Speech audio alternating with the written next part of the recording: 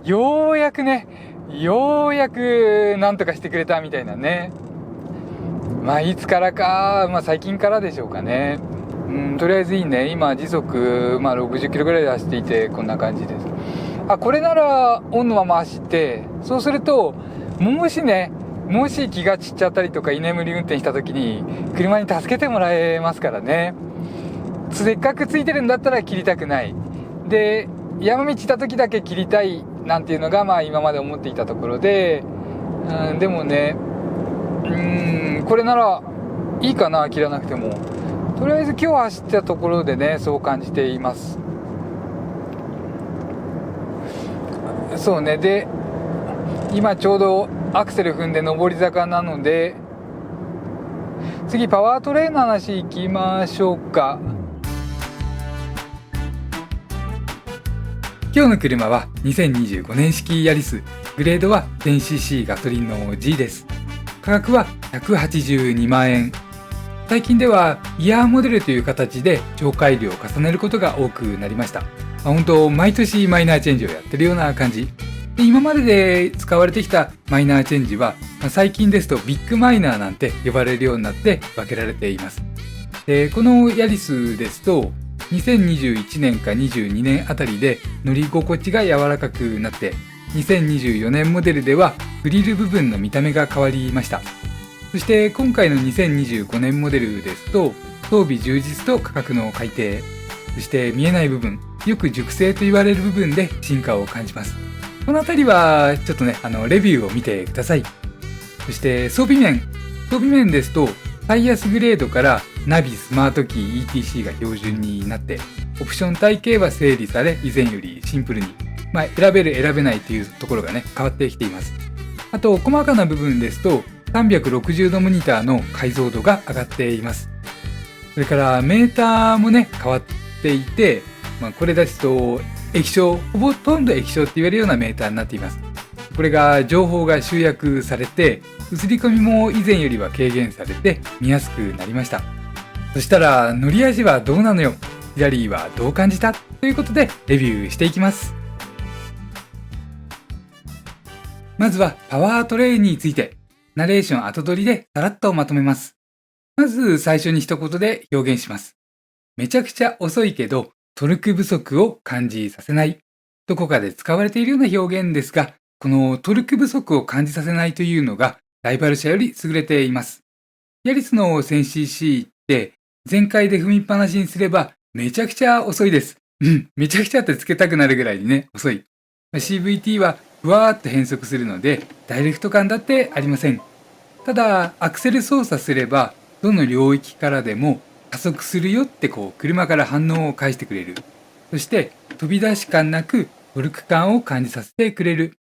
絶対的にはトルクに余裕があるわけではないです。でもスロットル特性とか CVT 特性によってトルク感を演出。アクセルを半分踏むぐらいの日常走行ではアクセル操作した時に反応がないとかね、そう感じる部分がありません。少なくても音や回転数の変化で反応を返してくれます。実際はペダル 30% も踏んだら内部的には全開になっているのでしょうけれども、かといって飛び出し感を感じる領域がないです。なので良質なトルク感と感じられます。こうした部分が、トヨタ車全体的にね、受けるような印象、特徴といいますか、本格志向とか、昔からの車らしさというよりも、とにかく今のね、実用志向的な特徴です。繰り返しますと、全開で踏みっぱなしにすればめちゃくちゃ遅い。CVT はふわーっと変速していてダイレクト感もない。でもトルク感が出されていて飛び出し感もない。そうした印象になります。で、このあたりね、もうちょっと付け加えますと、燃費優先領域も体感的にはわかりませんし、アクセル離してのエンジンブレーキも抵抗感なく、ずーっと転がっていくような感じではないです。普通に減速して走りやすいなと感じるぐらいのエンジンブレーキが効きます。で、ということでね、燃費はどうなのよって話は動画後半で挟んでいきます。すいません、今ね、カメラ止めて、ちょっとね、もうちょっと走ってきました。っていうのもね、なんか変なこと言っちゃってるといけないので、なんか予想以上って感じでね、車が下ろして3ヶ月一番状態いいってのもあるかもしれない。いろいろあるかもしれないですけれども、なかなかね、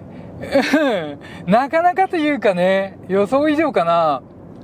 納車のいいとこ、ちょっとテンション上がらずに自分タラッタラと話した動画上げちゃいましたけれども、今日いいね。120キロなんでね、今日走ってきたの。ちょっと疲れてきてるところですけれども、ここの道走って、気分上々。先ほどのね、このアラートが介入してこない、邪魔しない。自分が走りたいように走れるっていうのは一番大事なことだと思うんですよね。じゃなきゃほんと車なんかつまんないものになっちゃう。移動の手段だったら電車の方がいいし、むしろね、中途半端に運転してるより早く自動運転になってほしいなんて思いますけれども、ただの移動が楽しいね。もうこれね、ハンドリングとかバカにできないんじゃないかな。もちろんヨーロッパで売ることを考えられていてかっちりした車っていうのもあるでしょうけれども、ステアリングが遅れてこない。なんでしょう、今までね、ハンドル大きく切るとちょっと音遅れみたいなね、普通のコンパクトカーらしさがあって、で中心付近なんかはこの TNGA になってね、よっぽどしゃっきりしました。細かい操作に反応してくれて、でそこはね、より新しく後から出た現行のスイフトが1枚上手と。でヤリス、そうね、今日乗っていて思うのは90度ぐらいハンドル切った時に、きちんとついてきてくれるところかな。車コンパクトだとね、中心付近がキュッキュッとピンカンとか微妙に動くっていうのはね、やっぱりホイールベースの長さとかその辺考えると当然です。でもそれよりもね、大きく切った時はやっぱりタイヤのグリップの出方とか、車のブニョッとね、力逃げるところがどういう風に逃げるか逃げないか、ちゃんとタイヤに力を伝えてくれて、タイヤが抵抗を発揮して曲がる力に変えてくれるとか、いろいろ出てきます。で結構ね、いいね。ハンドル周りがその車の挙動を教えてくれない。車と対話しにくいっていうのはありますけれども、やっぱりこのでもそうね、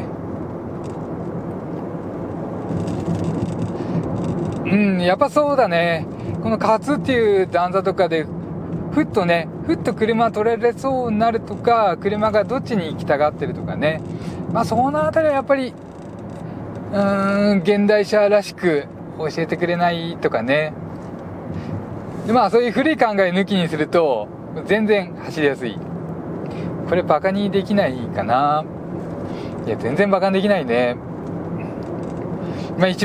一番だから期待してなかったのが自分で、それよりいいから今こんなテンションでいられると、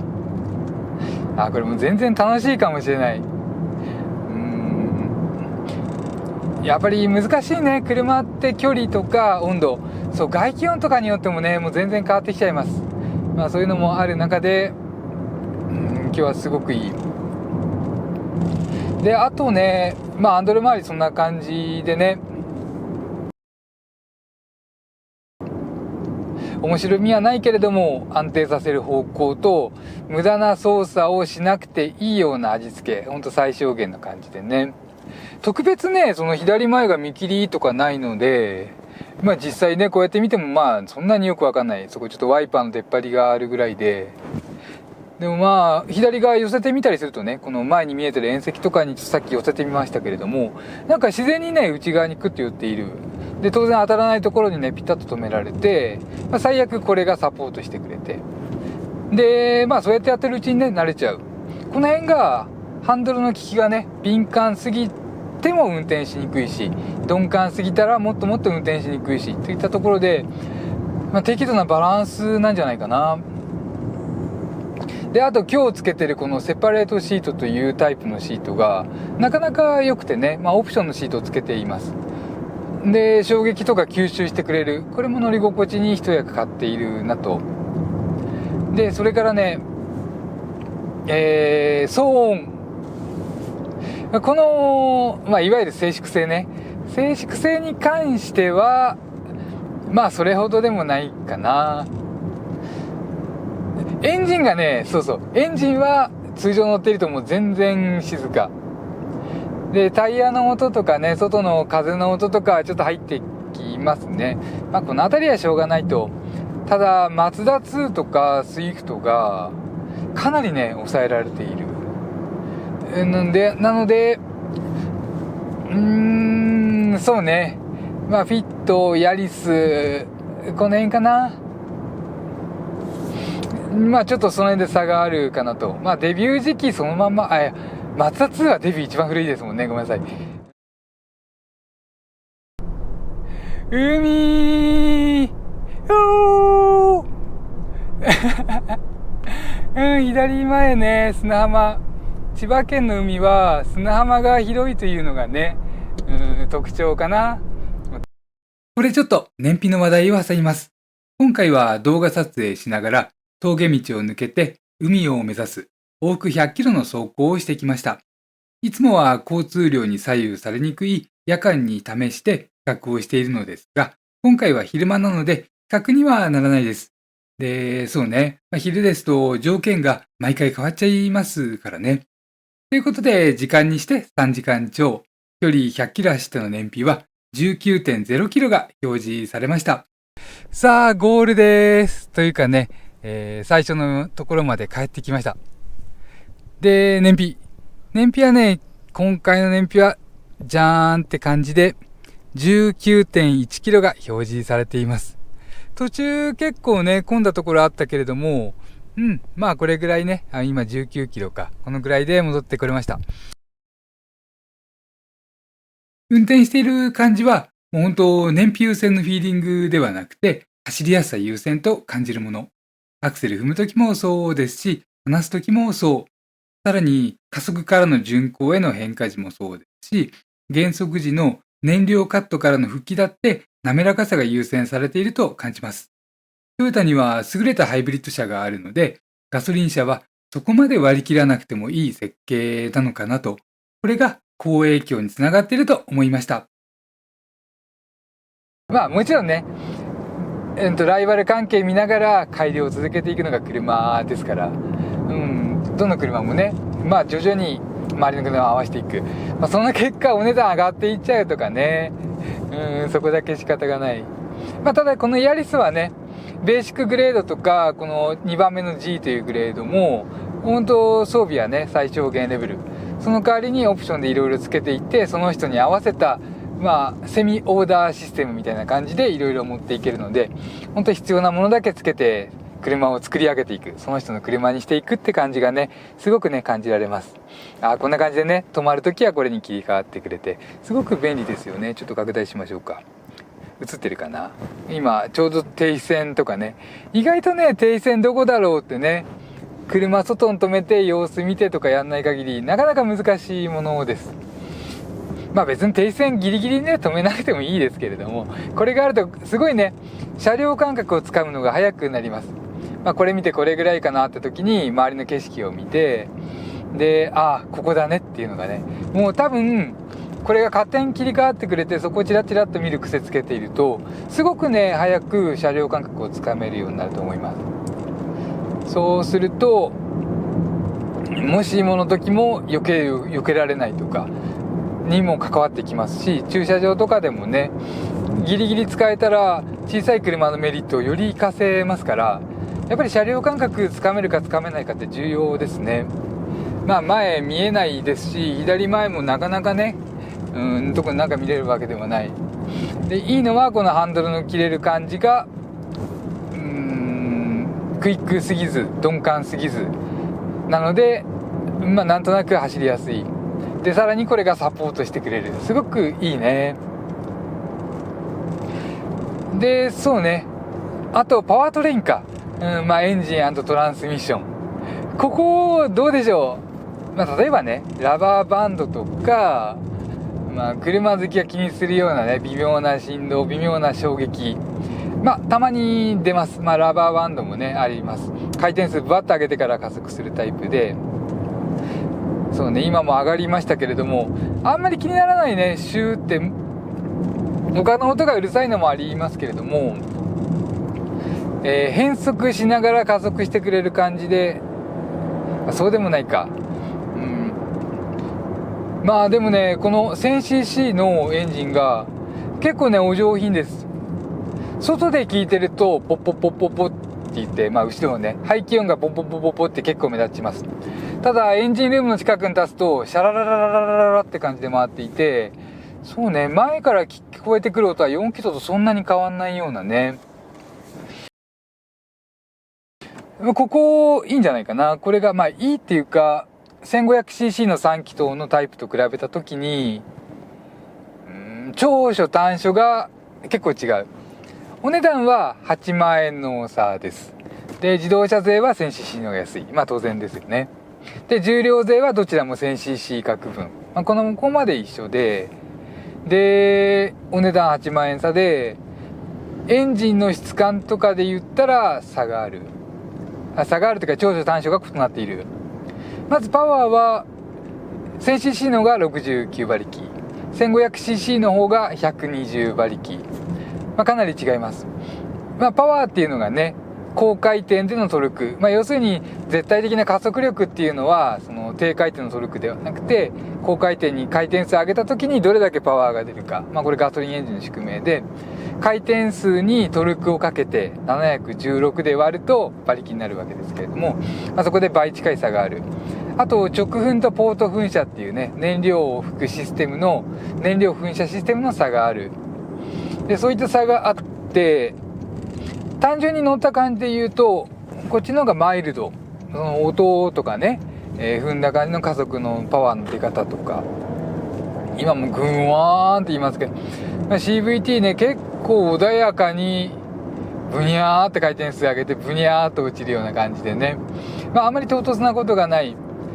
で、多分普通にボワッと乗る分にはね、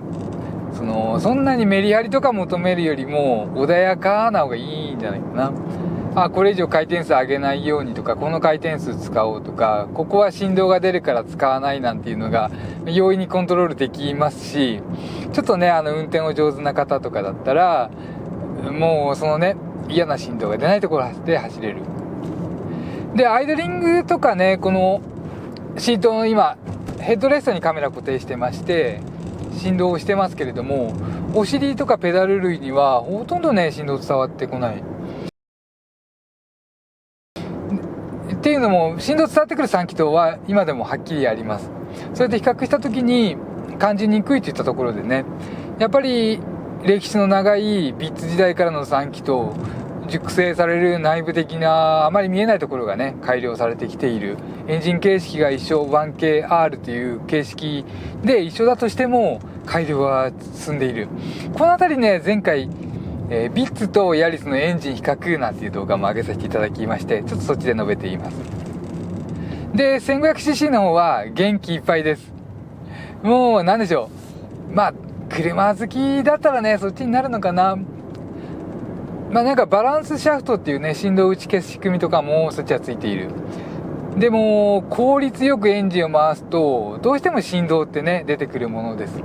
まあ本当にギリギリのところっていうのはブルブルブルって振動が出るもので、最近はその辺を狙った車が結構多くて、で、それも伝えていきやすい、音も大きくなる。で、最新の新しいエンジンなんでね、そっちはそういったところがある。ただ回した時は元気です。ビーンって感じでね、音が出ます。この辺りね、気持ちいいね。どっち取るかといったところでね、こんな感じになりますかね。あとね、一つ結構ね、ブレーキペダルの操作感とかも悪くないです。ストローク長いですけれども、唐突なとこなくてね、クッと効いたりフロントがスッと沈むようなところがもう全然ない。むしろそうね、必要な時は多分グッと踏めますし、踏み切れなかったらブレーキアシストというのがペダルを踏み込む速度を検知してくれて、強くブレーキを機械が自動的にかけてくれる。そういった中で穏やかに操作したければね、穏やかに操作しやすいなっていうのがね、これだね、今日気持ちいいな、これがあるからかもしれない。といったところです。じゃあ動画以上になります。車好きヒラリーチャンネルのヒラリーでした。あ、すいません。あと、チャンネル登録といいねボタンよろしくお願いします。